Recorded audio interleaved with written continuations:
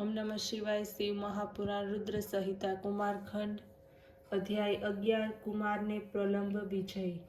ब्रह्मा बोलिया, हे नारद, आ समये बाणासुर नामक दैत्यથી પીડિત ક્રૌંચ નામક પર્વતે કુમારની પાસે આવીને તેમની ઘણી સ્તુતિ કરી અને કહ્યું કે હે પ્રભુ, મને બાણાસુર ઘણું જ કષ્ટ આપી રહ્યો છે, આપ મારી રક્ષા કરો।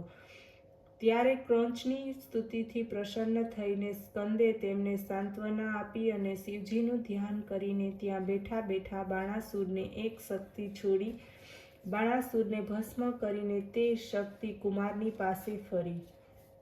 કુમારે ક્રૌંચને કહ્યું કે હવે તમે નિર્ભય બનીને પોતાના ઘરે જાઓ, તે દૈત્ય નાશ પામ્યો છે।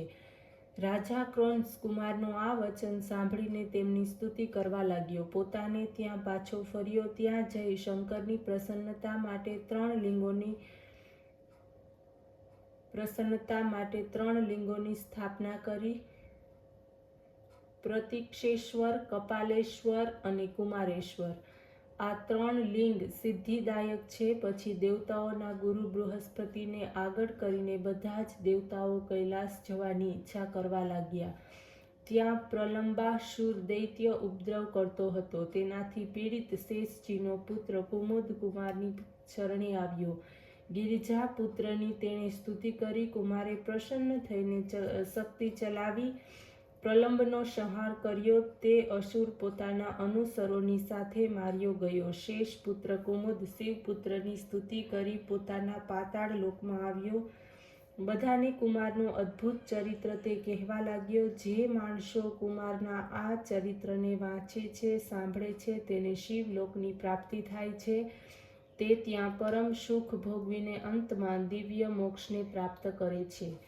અધ્યાય 12। સ્વામી કાર્તિકેય ચરિત્ર। બ્રહ્મા આગળ કહેવા લાગ્યા, હે વિષ્ણુ વગર દેવતાઓ, પરમોત્સવ મનાવી કુમારને કૈલાસ તરફ જવાની પ્રેરણા કરતા કુમાર એક દિવ્ય વિમાન ઉપર બેઠા હતા। પોતાની સાથે દેવતાઓને બેસાડી શિવનો જય જયકાર કરતા તેમની પાસે આવ્યા। આનંદ ધ્વનિ સાથે શિવજીના પર્વત ઉપર તે પહોંચ્યા। વિષ્ણુ વગેરેએ શિવજીને પ્રણામ કરીને તેમની સ્તુતિ કરી। કુમાર પણ વિમાનમાંથી ઉતર્યા, સિંહાસન ઉપર બેઠા, શિવ પાર્વતીને પ્રણામ કર્યા।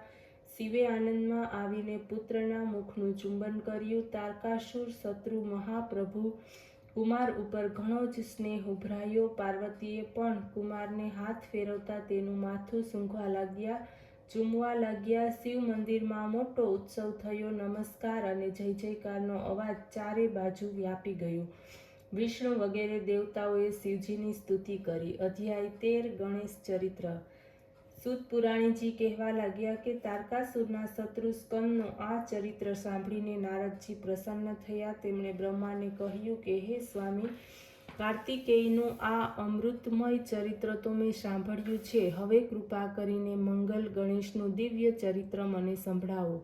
ત્યારે નારદના આ પ્રમાણેના વચનો સાંભળીને બ્રહ્માજી પ્રસન્ન થયા। શિવ સ્મરણ કરતા તે બોલ્યા, હે નારદ, કલ્પભેદથી ગણેશજી કેટલાય પ્રકારના ચરિત્રો કરે છે। એમાંથી એક વાર જ્યારે શનિની દ્રષ્ટિથી તેમના શિર છેદન થયું અને હાથીનું મસ્તક જોડવામાં આવ્યું, તે શ્વેત કલ્પની ગણેશ કથા કહી સંભળાવું છું, જેમાં ગણેશનું છેદન કૃપાળુ શંકરે જ કર્યું હતું। સૃષ્ટિ કરતા શિવજીના વિષયમાં આ સર્વ વિશે કંઈ પણ સંદેહ કરવો યોગ્ય નથી, કારણ કે સર્વના પતિ શિવજીના સગુણ પણ છે અને નિર્ગુણ પણ છે। તે લીલાથી સર્વ જગતની ઉત્પત્તિ કરે છે, પાલન કરે છે અને સંહાર કરે છે।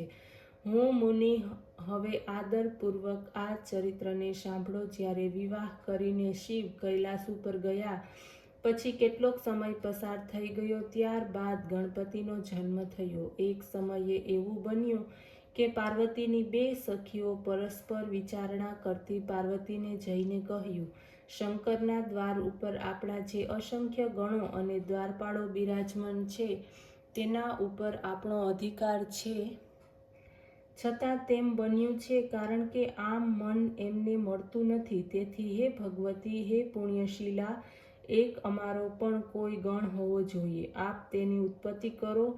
દેવી પાર્વતીની સખીઓની આ વાત પ્રિય લાગી અને તેમણે તેની ઉત્પત્તિનો વિચાર કર્યો. એક સમયે પાર્વતી સ્નાન કરી રહ્યા હતા. નંદી દ્વાર પર બેઠા હતા. પ્રવેશની મનાઈ કરવા છતાં શિવ હઠપૂર્વક પાર્વતીના મંદિરમાં પ્રવેશ્યા, જેથી લજ્જિત બનેલા પાર્વતી જગદંબા તરત જ ઉઠી ઊભા થયા. આથી તેમણે પોતાની સખીઓના વચનને યાદ કરીને હિતકારક ગણ્યું. કેટલોક સમય ગયો. ત્યાર પછી પાર્વતીને વિચાર આવ્યો કે મારી આજ્ઞાથી સહેજ પણ વિચલિત ન થાય તેવા પુરુષનું નિર્માણ કરું. પોતાના શરીરના મેલ વડે સર્વલક્ષણ સંપન્ન, સર્વાંગ સુંદર, મહાબળવાન, પરાક્રમી એવો એક પુરુષ નિર્માણ કર્યો. અનેક પ્રકારના વસ્ત્રો તેને પહેરાવવામાં આવ્યા, અનેક પ્રકારના અલંકાર આપ્યા, પુષ્કળ આશીર્વાદ આપ્યા. તમે જ મારા પુત્ર છો, બીજો કોઈ મારો પુત્ર નથી. ગણેશ કહેવા લાગ્યા કે તમારું કાર્ય શું છે? હું તમારું શું કાર્ય કરું? પુત્રના આ કહેવા પછી પાર્વતી કહેવા લાગ્યા, હે પુત્ર, તમે મારા દ્વારપાળ બનો. તમે મારા પુત્ર થવાથી મારું કાર્ય કરો, બીજા કોઈનું નહીં. મારી આજ્ઞા વિના ઘરમાં કોઈ પ્રવેશે નહીં, પછી તે ગમે તે હોય. પાર્વતીએ ગણેશના હાથમાં લાકડી આપી, પુત્રના મુખને ચૂમી તેમને દ્વાર પર બેસાડ્યા. આ ગણપતિ મહાપરાક્રમી હતા. હવે પાર્વતીની સખીઓની સાથે ભય વગર સ્નાન કરવા લાગ્યા. એ વખતે શિવજી પણ દ્વાર પર આવીને ઊભા રહ્યા. જ્યારે તેમણે ઘરમાં પ્રવેશ કરવા પ્રયત્ન કર્યો ત્યારે શિવને નહીં જાણતા ગણેશ્વર કહેવા લાગ્યા, હે દેવ, માતાની આજ્ઞા વિના કોઈ પણ અંદર પ્રવેશી શકશે નહીં. માતા આ સમયે સ્નાન કરે છે. તમે ક્યાં જાઓ છો? હમણાં અહીંથી ચાલ્યા જાઓ. આમ કહેતા ગણેશ હાથમાંની લાકડી દ્વાર મધ્યે લંબાવી. શિવજી ગુસ્સે ભરાઈને કહેવા લાગ્યા, હે મહામૂર્ખ, તું કોણને રોકે છે? બુદ્ધિ વગરના, તું મને જાણતો નથી? હું શિવ છું, બીજો કોઈ નથી. ગણેશે તો આ સાંભળતાની સાથે લાકડી વડે મહેશ્વર ઉપર પ્રહાર કર્યો. વધુ ગુસ્સે ભરાયેલા શિવજીએ કહ્યું, હું મારે ઘેર જાઉં છું, તું રોકનાર કોણ? મને તું ઓળખતો નથી? આમ કહીને તેઓ તો ફરીથી પ્રવેશવા લાગ્યા. ગણેશે પુનઃ શિવને દંડ વડે રોકવાનો પ્રયાસ કર્યો. શિવનો ક્રોધ હાથમાં ન રહ્યો. શિવે ગણોને આજ્ઞા આપી, આ કોણ છે? તે શું કહે છે તે હે ગણો તમે જુઓ.